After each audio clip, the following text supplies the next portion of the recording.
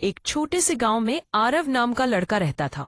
उसके पिता की मेहनत से भरी जिंदगी गांव की धूल में लिपटी हुई थी, जहां लकड़ी की खुशबू और कच्ची मिट्टी के गंध मिश्रित होते थे। आरव ने हमेशा अपनी आंखों में सपने संजोए, लेकिन उसकी साधारणता उसे रोक नहीं पाई।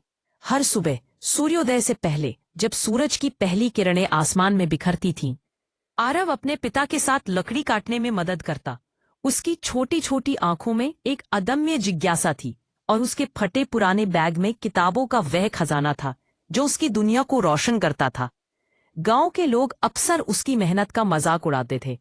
इतनी मेहनत से क्या होगा, वे उसे चिढ़ाते। गांव के बच्चे कभी आगे नहीं बढ़ते।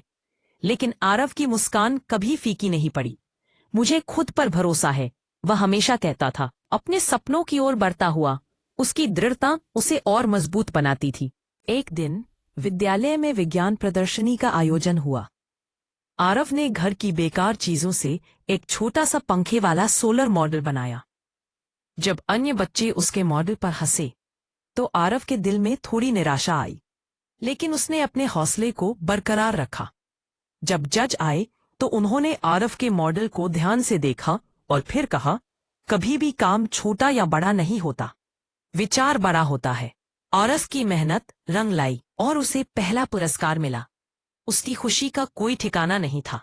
उसकी फोटो अखबार में छपी और उस दिन से लोग उसे हंसने के बजाय प्रेरणा समझने लगे। आरव ने जब देखा कि उसकी मेहनत और विश्वास ने उसे सफलता की ओर पहुंचाया है, तो उसने अपने सपनों को और बड़ा कर लिया। मेहनत जारी रखी और आगे चलकर वह एक बड़ा वैज्ञानिक बन गया। इस कहानी की सीख यह है कि दुनिया क्या कहती है यह मायने नहीं रखता। मायने यह रखता है कि तुम खुद अपने सपने पर कितना भरोसा रखते हो। मेहनत और विश्वास मिल जाएं तो छोटे कदम भी मंजिल तक पहुंचाते हैं। अगर आपको यह कहानी पसंद आए तो चैनल को सब्सक्राइब करें। आपका एक क्लिक हमें और प्रेरक कहानियां बनाने की ताकत देता है।